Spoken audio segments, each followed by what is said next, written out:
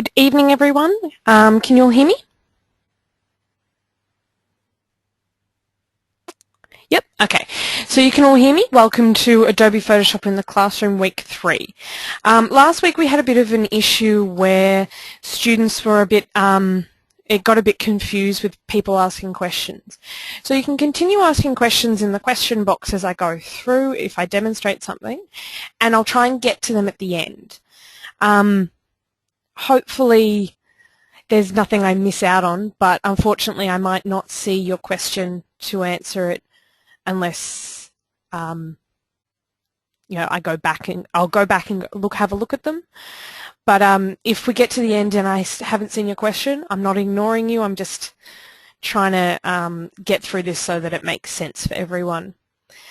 So I'll go through most of what I've got for this week, and then I will go back to the questions and how-tos at the end when we've got time. Okie dokie. So again, it's based on the Adobe Digital Curriculum. And you noticed that last week we had the logo and the week before that was just photo editing. This week's project is business cards. It's not specifically a Photoshop project. So what I'll do is I'll cover the Photoshop elements and then hopefully go into more detail in those, and then we'll go into more detail in certain other areas in Photoshop. So this week's task is it's not going to be creating a business card, especially because it's not all related to you guys. And then we will move on to the, you'll still have elements for, you'll still be able to download all the materials to create those business cards if you want to, but it's not necessary. So the skills there's project management skills, design skills, research communication skills, and you can see they're InDesign skills. Now if you were doing this as an actual university subject, this is where we'd start implementing the InDesign program, which is about creating sort of print products ready for print. So it's a desktop publishing program, usually used to create books or magazines or visual design print products that have an element of text usually. So the only Photoshop skills that were covered in this week's task, and I'll open up the document for you in just a second, is exporting to InDesign, resizing and cropping images, and applying filters. And everyone knows, of sort of lens flare and that sort of thing, but we're going to have a quick look at those later on in the webinar. So if I just open it up here, here it is. This is Week 3's project, and you can still work through it if you want, and if you want to download InDesign or install it on your computer, hopefully the documents that I've uploaded to the student guide in that learn.itmasters.edu.au website will be able to help introduce you to InDesign as a program. So you can see there's those skills that I've copied in here. Sorry, and there's a few that I've missed, but we covered most of them last week, and I'll still hope to cover them this week. And there's the project materials. So if you wanted to, you could work through those materials and come up with a finished product. Back to that Adobe Digital Curriculum that I was just showing you there. The reason we've been working through this is that it actually helps teach you most of the skills you need to get the Adobe Certified Associate exam, which I'll talk to you about in just a second. But it is also, when I say free open source curriculum and the students work through the projects, it's all available to you, and I've included this link on the MOOC site, on the learn.itmasters site. But you can see here 3 elements, and we're working through the visual design element. I'm going to zoom in just a little so you guys can read it.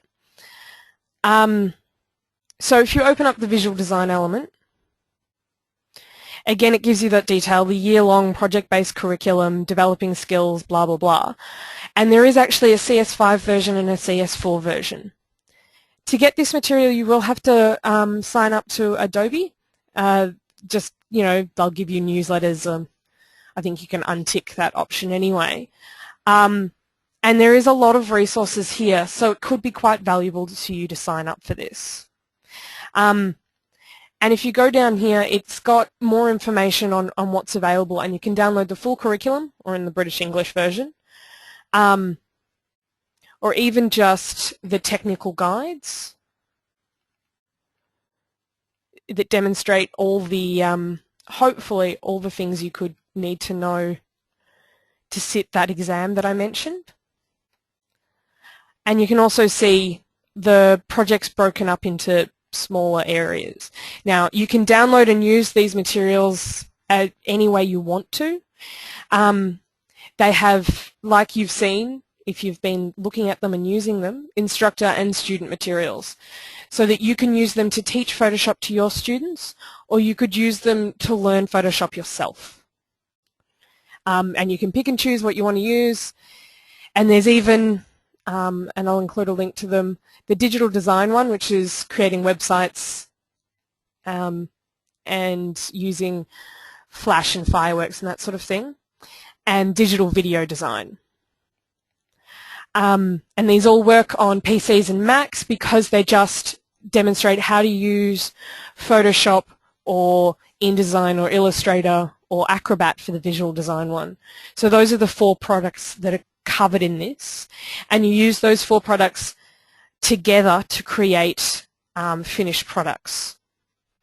And like somebody said in the comments before, the logo is not particularly useful to them or interesting to them. The whole idea of creating a logo, even though you're probably not going to use it as teachers, is that you're learning to use the basic tools, for instance, the shape tools and the typing tools, and to learning to use them to create sort of a cohesive product. So does that all make sense, you know, this material and why we're using it?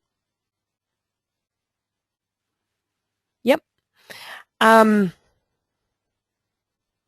if any of you lose sound, I'm sorry, unless, I mean, keep putting the comment in to say that you've lost sound, but if only 1 or 2 of you lose sound, it's usually just an internet issue on your side, so that we don't, and so that I don't hold everyone up. This is being recorded and it's going to be uploaded to the MOOC tonight and to YouTube tomorrow, so you can have a look at it there.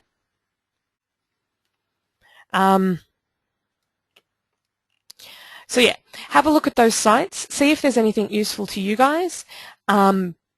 Obviously, like I said, not everything is going to be useful for everyone, but there'll be some interesting things. And somebody has just asked, when you sign up to Adobe Education Exchange, do we have to pay a subscription fee or anything? Nope. It's completely free to download these resources. You're just creating a profile with Adobe. I use that profile. I pay to have the latest versions of Adobe Creative Suite, which I think I covered in the first webinar. Under an education deal at the moment, it is $15 a month, and that's for 2 computers, installation on 2 computers. I find that very useful for me because I use it at work and at home, and you can have all the Adobe Creative products up to date on both computers, but again, you don't need to pay for this material here. So if you already have a copy of Photoshop from your school, then don't stress, don't worry about it.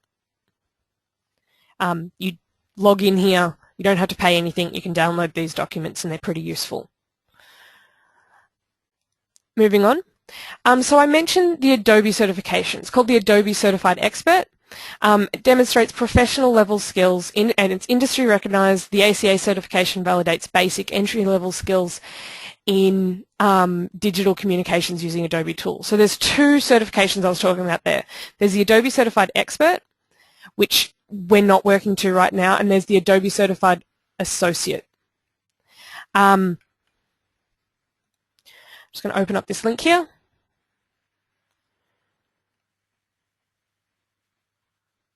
And I'm not saying that this is completely necessary for you guys to do. It is an option for you guys. It is actually hard to find an Adobe Certified Associate testing center everywhere. Okay, and somebody has just asked, is this a sales pitch for Adobe? All I'm saying is these are ways to validate your skills.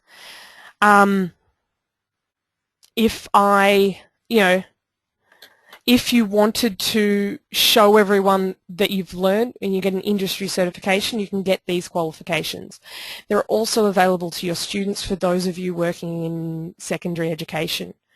For those of you teaching Photoshop to your students, these skills could be useful once they leave the school environment.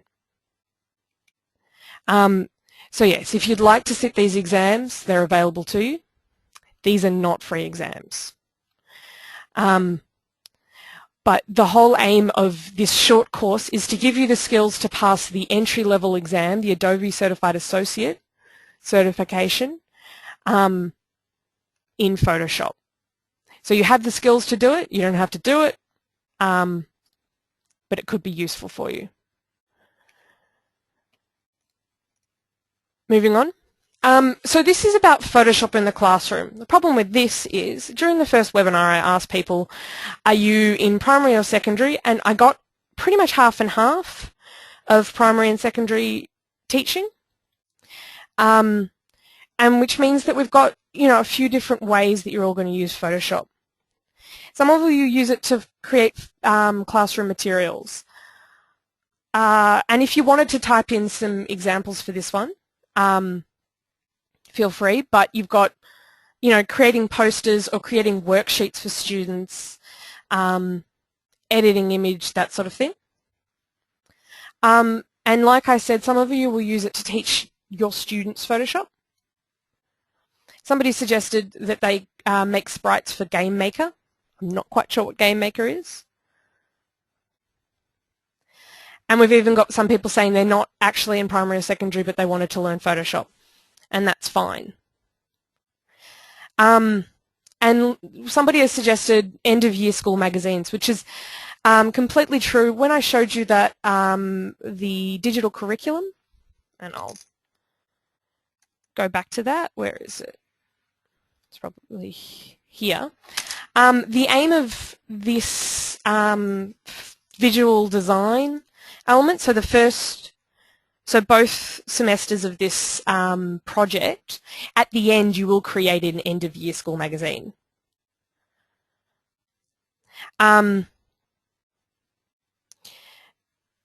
even some people are just saying you need to, as a teacher, you need to keep up to speed with IT to meet certain standards, but also because your students are probably quite good in IT these days. And so it's really important to keep up to date with just basic digital skills, particularly so you can demonstrate to people, so you can see what your students are doing and how they're doing it. So yeah, the whole idea of that Adobe digital curriculum is that you're creating useful things, but they're not always particularly useful for everyone. There are different ways to do it. And even, demonstrating to students how to edit your pictures. And you can also use Photoshop in the classroom to teach. And I'm including this link on the Moodle site, the MOOC site. And this has some basic ideas of using, well, they call Photoshop Elements, but it is also just, you can use Photoshop to do it, of using Photoshop to teach basic skills or different concepts in class. So you can see, do I need to zoom in more? Is this readable?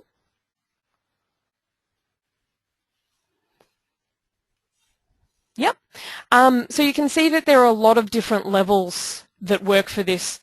And I'm not going to go through all of them because it's not going to be useful to the majority of the people in this webinar.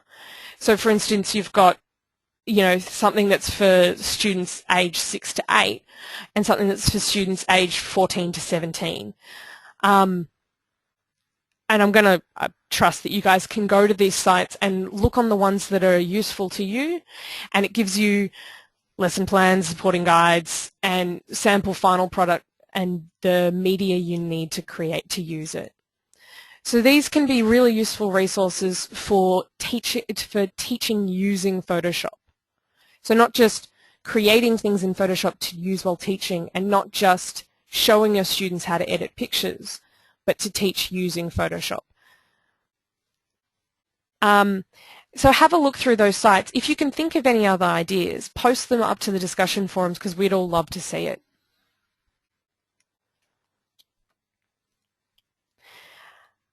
And that's the basic elements we've got today. If we go back to our project here, and this is our weekly project that we're not actually going to finish because you guys don't need to create business cards, we can look at, again, the Photoshop skills.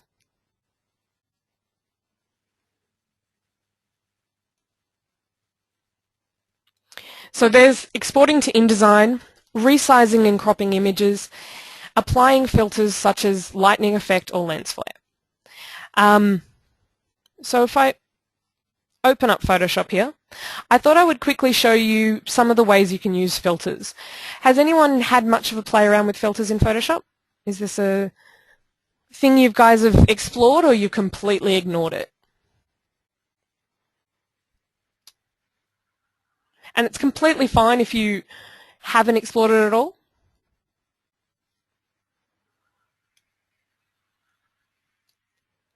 And we've got even some people who've taught it. And I'm sorry if this is going to go too slow, but I don't want to make it too confusing for anybody. So I'm going to try and quickly introduce you to filters. I've got a sample picture here that I've opened, mostly because a lot of the old family photos I was using aren't colour, and it's more filters are generally more interesting when you use them in a colour photo. Just quickly, the first thing I'm going to show you guys is image resizing, which was in that list of Photoshop skills. May seem really, really basic, but there's a few quick things you need to learn. I think I covered it previously, but image size is different to canvas size. And canvas size sounds like exactly what it is if you think about canvases and normal artwork. So you would have a canvas that you're meant to put a photo on or something. So resizing the canvas just changes the shape of the background, sort of. So think of it like you're framing a picture, and the canvas is that back piece of paper that you put your photo on. Resizing that doesn't change the size of the canvas. So I'm just going to show you here. So that when I resized that, I typed in a new image, it just completely changed the size of the shape. I'm going to undo that, Control Z. Image size, whoops, that's the wrong one. Image size, however, you can resize it, edit image size, and there are two different ways to do it, resample and resize. Resize doesn't change the amount of pixels that you've got in your photo. So remember how when we zoom in really far, you can see all those little boxes. I'm just going to zoom up here. You can see those little boxes that are all pixels. I'm going to get my little pen here because I've got a pen in the webinar. So you can see that box is different to that box, but they're all, that one box is completely the same size. So they're all pixels. And we've covered it a little bit. I just want to make sure you guys were clear on that one. So if you clicked image size and you left it on resample, as you make it bigger or smaller, it changes the amount of pixels in your image. So if I change this to width 10 centimeters,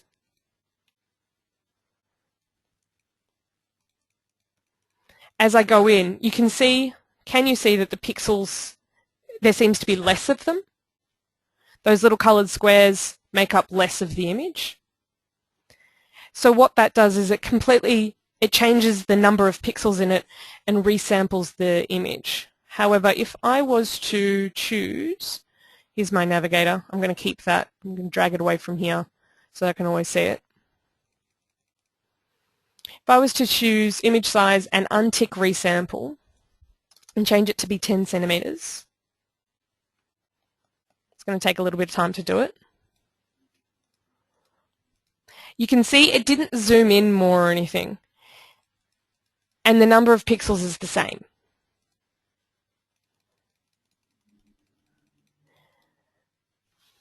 Now I'm going to undo that and I'm going to actually resample it because that works for me.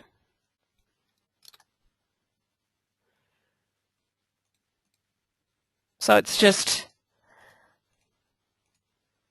here's our image and it's this size now. So there are a few ways you can do filters. You can click on them here and select the right ones, or you can go to Filter Gallery. And the best way to learn about filters is obviously just to try them out. And like any edit you can do in Photoshop, there's a way to change it. It's a way to edit it so that it works. And the image that you choose changes the way you change the settings. So colored pencil isn't always perfect. Sorry, I'll go back. Filter Gallery. Cutout is often a fun one.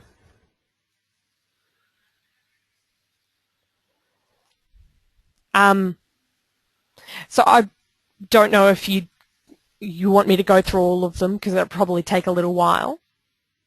But as you click through them, you can see the different options that are available to you. And it's worth playing around with each one and seeing what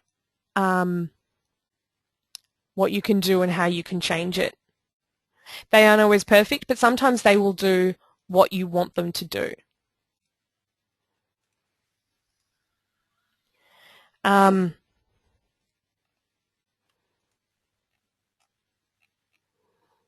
there's quite a few options here. I'm going to undo that one. But not all of them are available in that filter gallery. Some of them, you have to select them through here. And you can see like blur doesn't seem like it should be. Blur sounds like exactly what it is, but it doesn't seem like it should be this confusing. However, there are lots of different options.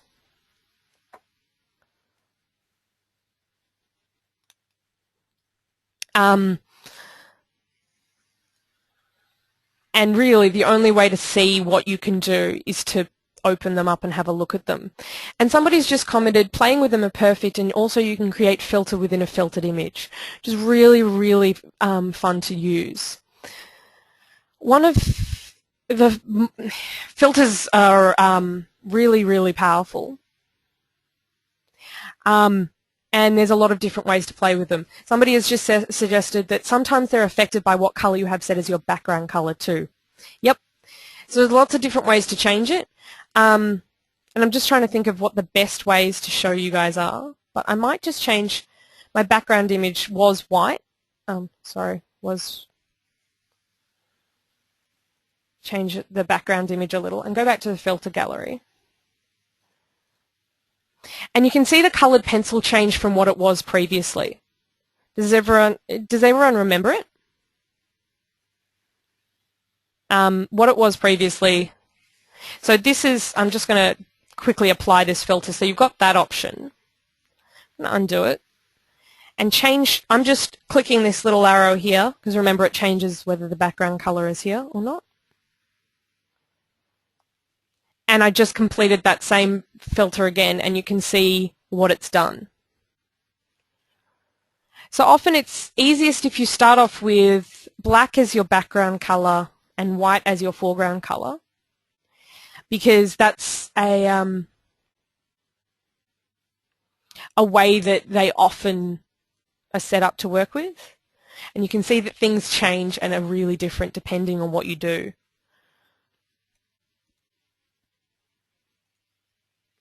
And it's also, you can apply filters to just one area of the picture. So my plan here is to grab the quick selection tool and make it bigger.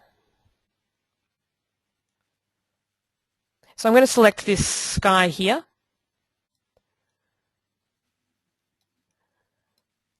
And you can see, have you guys played around with the quick selection tool much? It's not always perfect.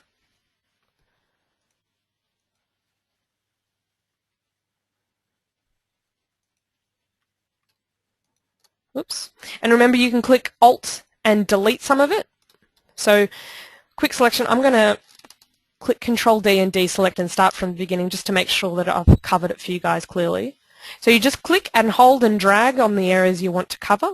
But if you cover an area and you decide, no, I don't like it, click Alt and it deletes that area for you. And you've got that little outline showing you what's selected, that what Photoshop call the marching ants, which isn't the nicest image. So let's select this guy here.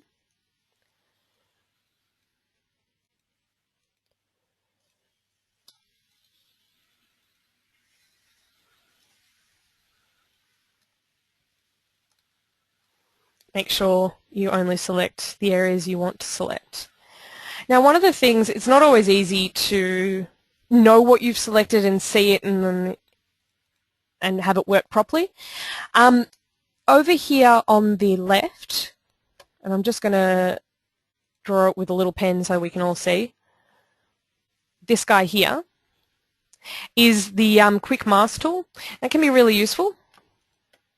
If I select it, you can see, for some reason my Photoshop's gone a little out of whack.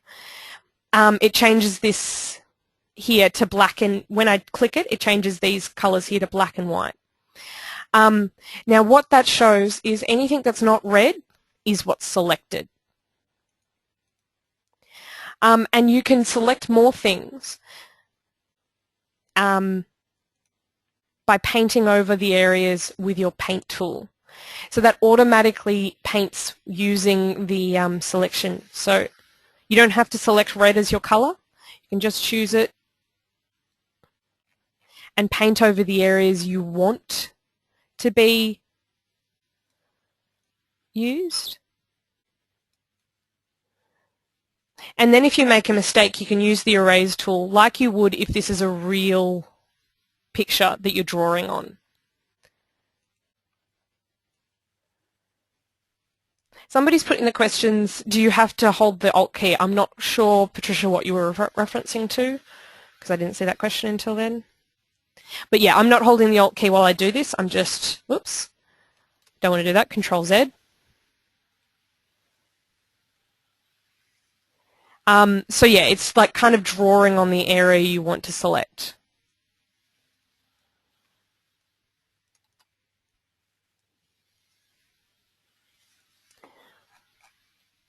So once I deselect this little guy over here, the quick mask tool, anything that I had selected, it's got selected with the little marching ants. And again, I can continue using my quick selection tool, whoops, to select anything I find necessary. You can also refine the edges. This button up here refines the edges of your selection. So you can change it so that you can see what the view of your selection is. So marching ants just shows you the selection like it normally is. Overlay is much like with that quick mask tool on black, shows you that selection just on the black background, which is what we're going to stick with right now. So there are a few different options. The edge detection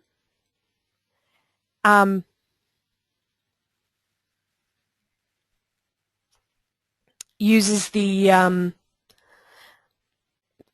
radius to show you how much to select around here, and you can use this tool here, the refine radius tool, to show you exactly how you want that to work. So obviously his hair is going to be hard to select if you wanted to select it well. I'm using Control plus to zoom in. So you can see if I refined radius, it's kind of making it all spotty, and I don't want that. So I can either select Erase Refinements and that selects his hair properly, and it erases the radius tool that we have there. Or if I wanted to just quickly erase some of the radius, and this is going to take some playing around for you guys, I can press Alt, and that does, like with the quick selection tool where it deletes it, it automatically chooses the other one.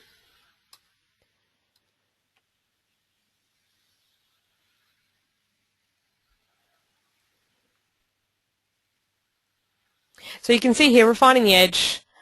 So you just play around with this to see what happens, but it tries to select colours of the same colour around it.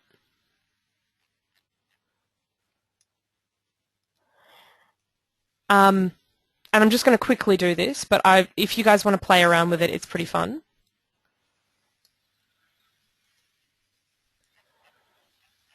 And you can see I would just completely delete, I would click Alt and completely delete all the refining edges here, because what we had selected was fine.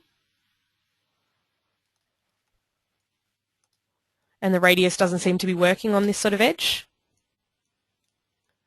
So, and I'm just quickly doing this so that I'm not here all night and I can get round to you guys' questions as you need them. We'll click OK, and that's refined the edge and what I have selected. And that means when you apply a filter, it's only going to apply to exactly what you have selected. So if I go to Filter Gallery, Cutout tool, coloured pencil, or photocopy, accent edges, that sort of thing. So you remember you've got all those tools available to you, and you can apply it only to the selection. And remember the option of Select Inverse. And I've explained it to you in previous weeks, but Select Inverse selects the inverse of what you've created. So anything I previously had selected is no longer selected, and anything I previously didn't have selected is now selected, which is much more fun to play with filter, because then you can choose what the focus of the picture is. And if I press Control D, it's sort of used, you know, you can control what's focused and how it looks. Another option, and I'm just going to go back to, so we've got this quick mask. I'm just going to duplicate this layer. I'm going to get this option here, background copy. And we've still got that selection, and I'm going to select Inverse. And so you can see the layers here, background copy, and that's what I'm going to be editing. Filter Gallery, something fun. So we've applied that filter, and I'm going to press Control D. But you can see it hasn't, because I duplicated the layer, it's only applied the filter to the layer you have selected. Which means if I turn down, if I made this semi-transparent, you can change the way it's sort of affected and how deeply you've used that filter. Does that make sense to everyone? Maybe?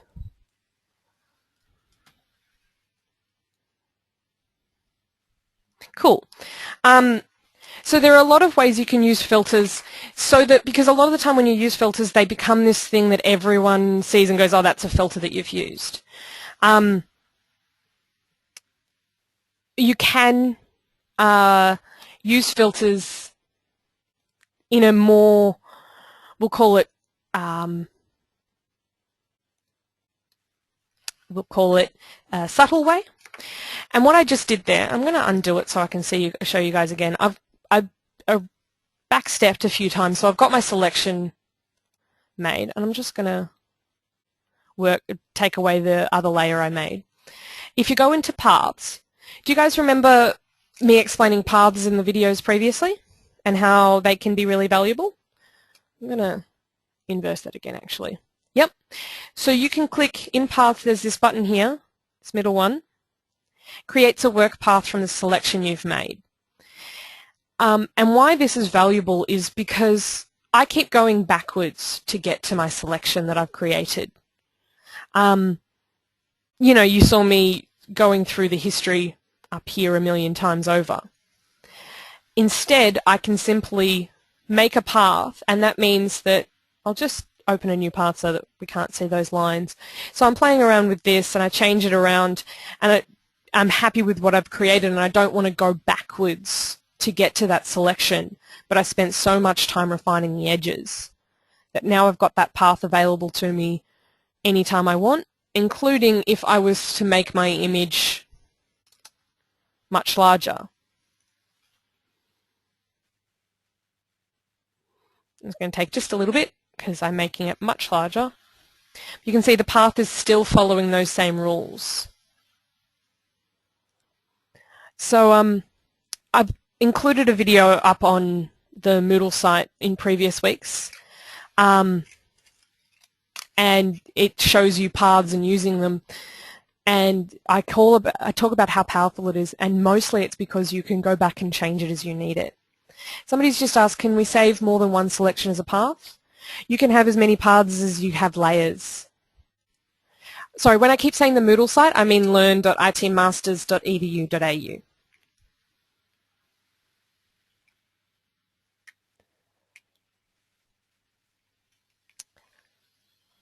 Okie dokie. Does anyone come across anything in the filters gallery that they think we should cover?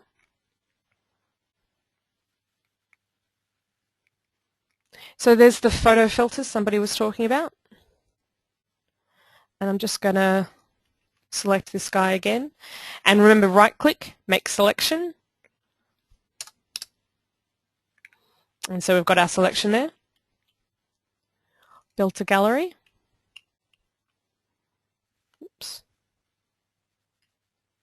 Oh, so you mean the adjustments over here for the photo filters. Sorry. Yep.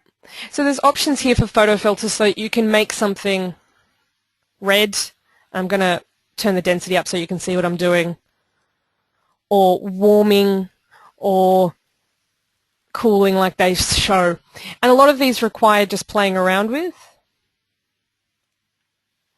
But this is, somebody asked in previous weeks, how do you make it sepia?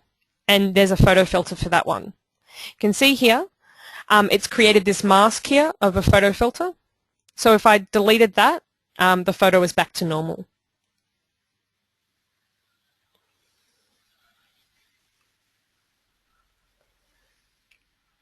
Yeah, so play around with the photo filters, particularly if you want to make your picture look really old-timey, which a lot of people want. So if I applied that sepia tone to the whole picture and turned it up,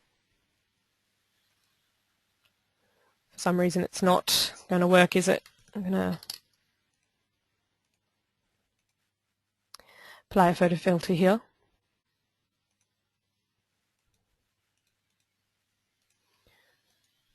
So you can see the density covers how heavy it is on there, is probably the best term for it, how strong the filter is.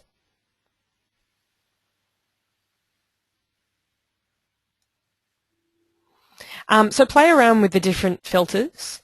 They may not all be useful to you right now, but they might be sometime in the future. And usually you don't put the density up to 100.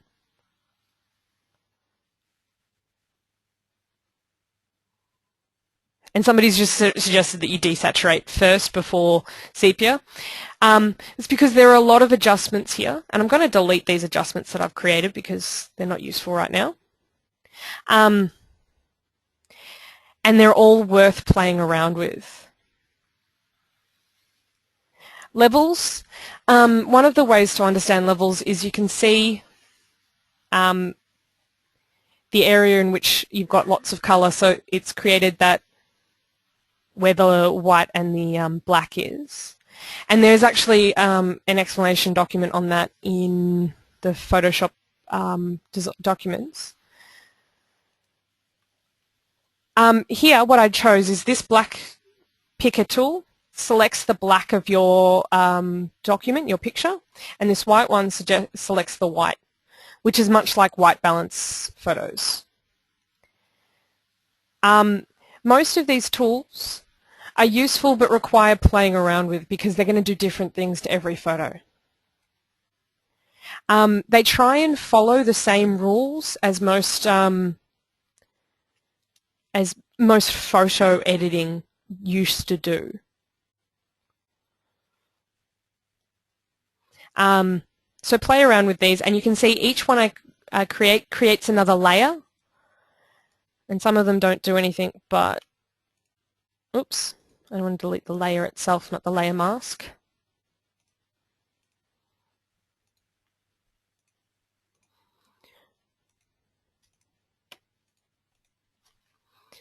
But yeah, play around with those on images.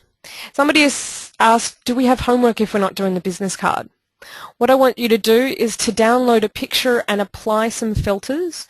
And this is just a really simple task for this week. Apply some basic filters to your document in ways that will sort of be attractive is most key here, and use the selection tools so you don't have to apply the filter to the entire picture. But yeah, have a quick look through the different options. I want you to try them all out and see what they do.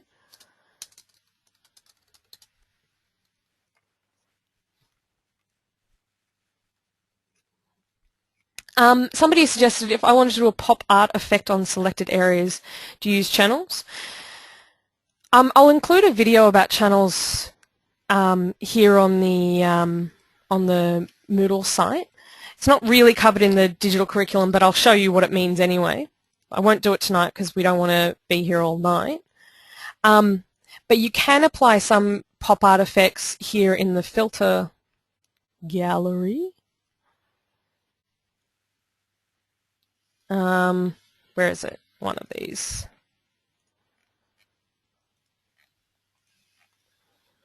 So one of them has something similar to that. Where is it? So you can use the cutout effect along with different effects because you'd usually create different things. And somebody has asked, are we using InDesign tonight? No, this short course isn't covering InDesign. The university course that it's based on, it covers InDesign, and you can, like I said earlier, you can have a look at those documents that are uploaded, but I'm not covering it in the free short course. We're just going to basically go over how to quickly use Photoshop. Before we finish up, one of the things I did want to talk about is you guys uploaded some great first tries of the logos. And I know logos aren't useful for you guys, particularly in classrooms, but it's just to demonstrate some of the tools. And I'm quickly looking through them, and some of them are really great, and some of them obviously, I'm going to zoom back a bit, some of them are obviously good first tries. And you can see, if you look through them, I'm sure you all have your different ideas about what makes an effective logo, but it's a good example of ways to critically look at images. Because even if you're not creating the images yourself, it's great to look at them critically. You can see here, this one is the ones that I find most attractive that will be most useful are the simple ones. So even here, there's not a lot to this logo, but it's quite attractive because it's simple and easy to duplicate. And so that's something you would learn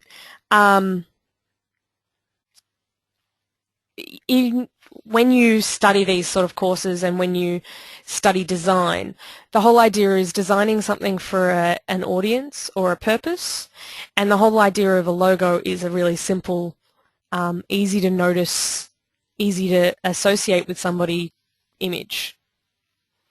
So have a quick look through there and just take a think about the images people have created, even if you haven't got around to doing it yourself, and try and think to yourself about what makes a good logo and what makes a one that's not quite as useful.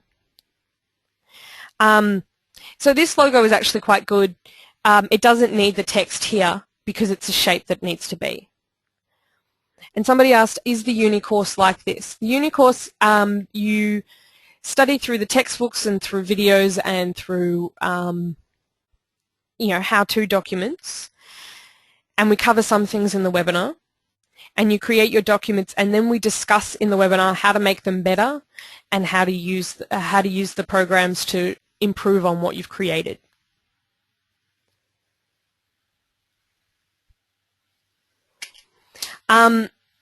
So next week is the last webinar, the last one where I'll be teaching you some things.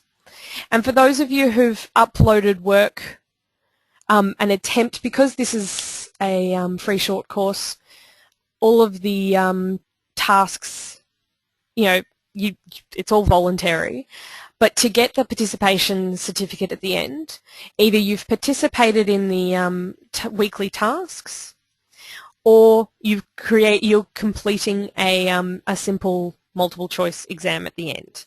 Multiple choice exam is going to be based on simple Photoshop skills. Unfortunately, we can't do an exam like they would do with the ACA exam because we don't. Moodle, our learning platform, doesn't have the ability to do that for you guys, for our free short course people. So what it will be is a multiple choice questionnaire about how to do things in Photoshop. I'll cover more elements of it next week. And somebody has just then asked more elements of how to sit that exam next week. For those of you who haven't had a chance to do the weekly tasks, those of you who have, that means that you're probably going to be getting a participation certificate anyway. Photoshop Elements has most of the tools in this, however, not every one of them.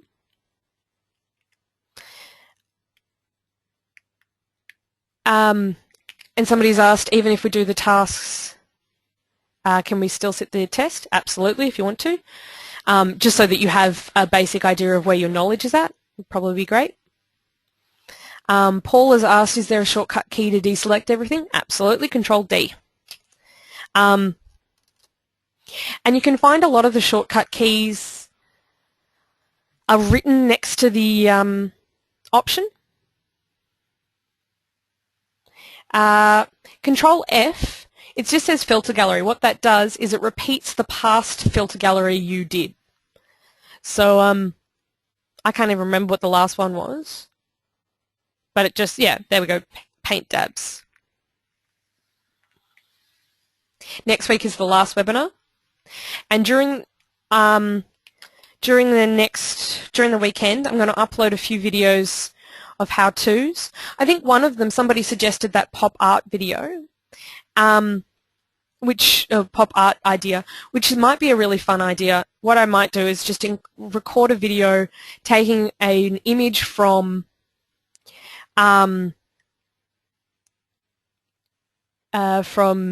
scratch, from the original image, and then turning it into pop art. The recordings from the short 4-week course, all the webinar recordings and all of the short how-to videos that I've uploaded will all be available for some time after the webinar, the short course finishes, at the very least a few months, but probably a lot longer. Somebody has asked for accredited online courses for future references. And you it depends on what you wanted to learn. There are some resources available on the Adobe site if you want to have a look at those, and some great textbooks available that I can recommend.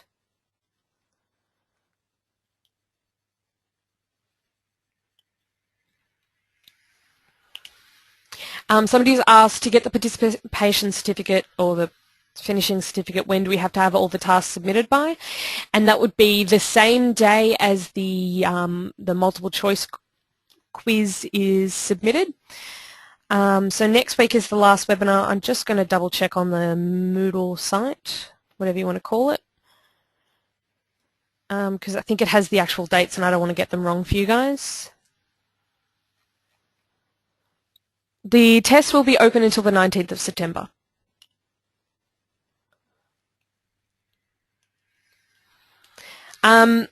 Somebody else has asked, do we offer other short free courses about other things programs, and how do we find out about them? IT Masters offers a few other short courses, and I'll open the link for you.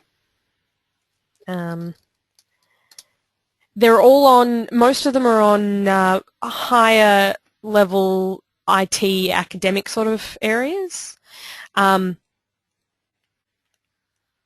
and not so much teaching programs, but we're looking into creating some more. Julie has asked, if we do the homework but still sit the test and fail, do we get participation? Yes, because you've done the homework.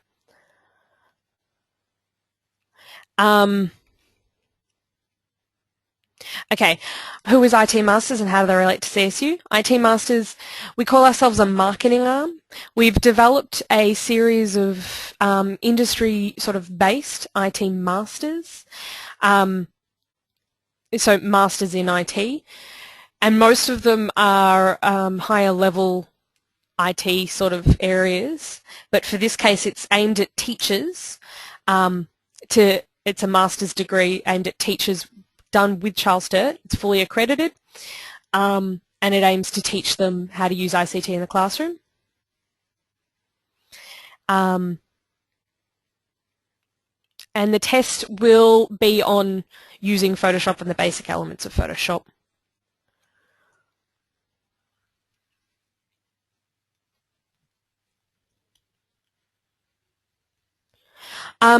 Someone has asked, do I look at all posts in discussion forum for homework? I absolutely look at all the posts.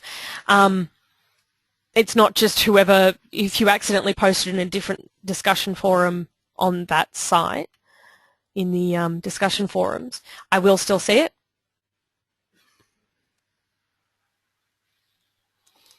The test is a 50%, Julie, and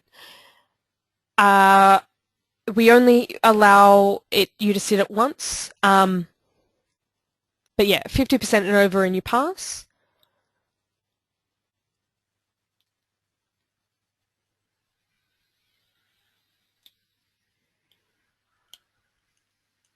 So it's hitting on, the mark should be released shortly after the exam. That's so that if some of the questions are problematic, so we look at the results of the questions, and if everyone failed a question, we might look and see, did we create that question wrong? So it will take maybe a week to find out for sure if you've passed.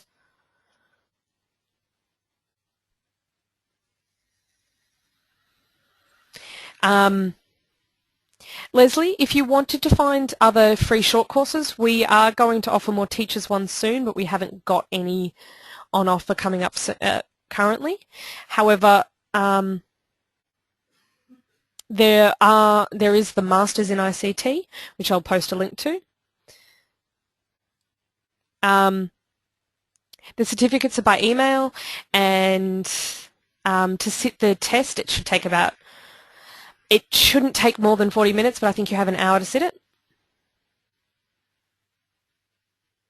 I'll post the details up on the Photoshop in the Classroom Learn page.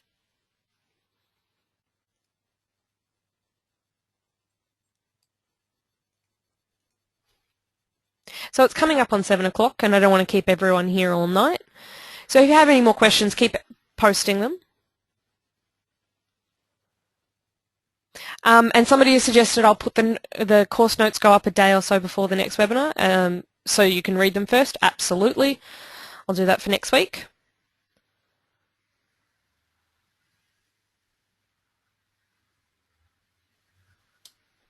Okay, so if you have any questions, post them up on the forums. And if you have any suggestions of things you'd like me to show you, post them up on the forums, and if I get time for them, I'll cover them. Okay, I will see you all next week, and good luck. And again, any questions, let me know. Oops.